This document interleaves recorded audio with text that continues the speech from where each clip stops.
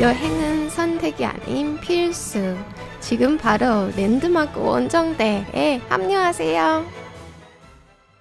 안녕하세요. 저는 진행자 안우산입니다. 1954년 타이완 백세 테러 시대를 배경으로 한 영화 대몽이 개봉한 지 3개월이 넘도록 꾸준한 화제성을 이어가고 있습니다.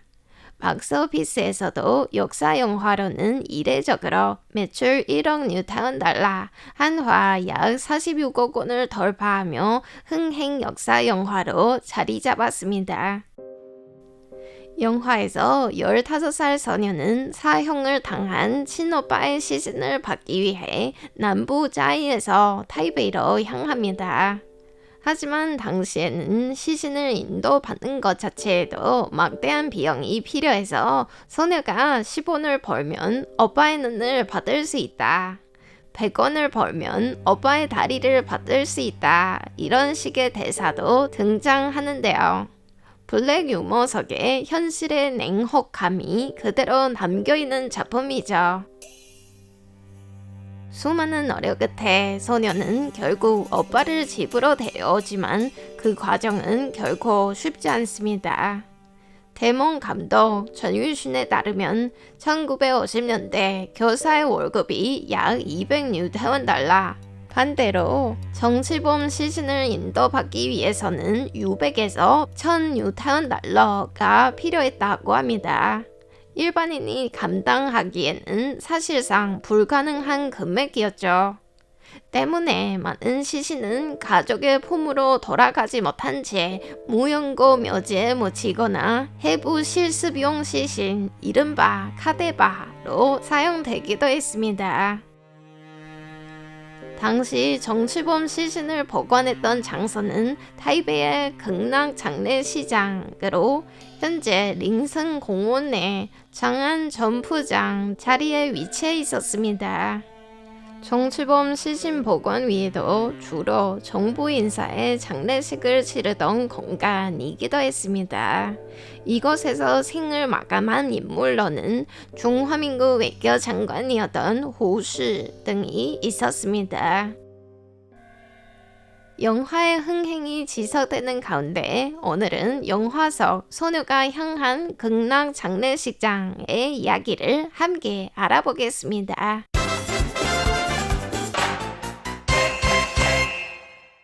지금 MZ세대가 즐겨 찾는 번화가 중산역에서 도보로 약 10분만 걸으면 극락 장례식이 자리했던 공원에 도착할 수 있습니다. 말 그대로 도심 한복판에 있죠. 그런데 지금의 모습과는 정반대로 일본 시민지 시대 이 지역은 일본인의 공동묘지였습니다. 제7대 타이완 총독 아카시 모토지로 등 일본 고위층들이 이곳에 안장됐기 때문에 식민주의 세체가 강한 공간이었죠. 이 공동묘지를 관리하던 시설은 바로 극락 장례시장이 자리했던 공간에 있었습니다. 1897년 세워진 후 1942년 타이베이 시역서에 의해 인수되면서 공용 장례시설인 타이베이 장의당으로 운영됐습니다. 바로 극락 장례시장의 전신입니다. 그러다 1949년 중화민국 정부의 타이완 이전과 함께 대규모 인구가 타이베이로 몰려들면서 장례 수요도 급증했습니다. 도시 공간을 체계적으로 관리하기 위해 타이베이 시장이었던 여미젠은 새로운 장례 시스템 구축과 화장 보급을 추진했는데요. 1950년 그는 타이베이 정의당의 운영을 상하이 장례법 협회 이사장이었던 첸종판에게 맡겼습니다. 동시에 불교에서 말하는 서방 극락 개념을 반영해 장의당은 극락 장례시장으로 이름을 바꿨습니다. 이로써 극락 장례시장은 1950년대 타이베이에서 유일한 장례시설이 됐습니다. 당시 처형된 정치범들의 시신은 극락 장례시장으로 옮겨져 유가족의 인수를 기다렸습니다. 그러나 영화 속 소녀의 이야기처럼 대부분 번성인 가정은 막대한 시신 인수 비용을 감당할 수 없었습니다. 또 가족이 시신을 찾는 과정에서 신원이 드러나거나 정보기관의 감시 대상이 될 위험을 우려해 포기하는 경우도 적지 않습니다. 영화 속 소녀가 극락 장례시장에 도착했을 때 오바의 시신은 이미 국방의 학원으로 옮겨졌습니다. 그래서 소녀는 포를 말린 탱크에서 하나하나 꺼내진 시신을 확인하며 오빠를 찾을 수밖에 없었습니다. 이 장면은 지난주 소개해드렸던 백세 테러 원주민 희생자 링루이창의 아들 링마오춘이 겪었던 실제 경험과도 겹쳐 있습니다. 그럼 이어서 영화의 OST 안개가 자욱한 밤을 함께 들어보시죠. 유거리 바와의 방 왜길이 또 지땅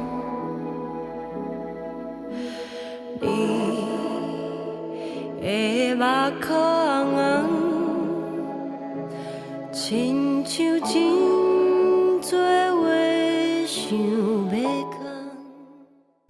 하지만 극락 장례시장은 당시 타이베이 유일한 장례시설로서 정치범뿐만 아니라 정부 고위층의 장례도 함께 치러지던 공간이었습니다. 죽음 앞에서는 누구나 평등하다고 말하지만 그 시설의 현실은 그렇지 않았습니다. 고위층의 장례식은 성대하게 치러지고 조문객의 발길이 끊이지 않는 반면에 정치범은 시신조차 제대로 안치되지 못하는 경우가 많았습니다. 국가폭력을 상징하는 인물과 국가폭력석에서 억울하게 희생된 시민이 같은 공간에서 삶의 마지막을 맞이했던 거죠. 그렇다면 어느 날 타이베이 시립 장례시장은 언제 세워졌을까요? 사실 1956년 타이베이시는 처음으로 도시계획 검토를 진행했고 극락 장례시장 부지를 공원으로 전환하는 방안을 추진했지만 장례시장 측과 인근 주민들의 반대로 계획이 무산됐습니다. 그러다 1965년 제1장례시장이 설립되었어야 장례 업무는 번거적으로 시정부 체계 안으로 편입됐죠. 그런데 주변 주민들의 이주와 정비 과정은 순탄하지 않았습니다. 제2차 세계대전 이후 중국 대륙 저우산 군도와 하이난섬에서 온 외성인들이 장례시장 주변에 불법 건축을 만들고 심지어 일본인 묘비를 재료로 활용하기도 했습니다. 열악한 환경에도 불구하고 결국 1000년 가구 그리고 170여 개의 노점상이 형성되며 공동체가 유지됐습니다. 이렇게 철거와 재정비를 둘러싼 갈등은 오랜 시간 이어졌고 무려 10여 명의 타이베이 시장을 거친 끝에 1997년 전쉐이비엔 집권 시기에 철거가 성사됐습니다. 그리고 6년 후 지금의 공원이 완공됐습니다. 극락 장례시장은 단순한 장례 공간을 넘어 타이완 장례 문화의 변화 그리고 전쟁 이후 타이베이의 발전을 담은 공간입니다. 무엇보다 영화 대몽을 통해 다시 조명되면서 백세 테러 시대의 기억이 정치범의 시신처럼 시간에 묻히지 않고 대중에게 전해지고 있죠. 오늘 랜드마크 원정대와 함께 해주셔서 감사합니다.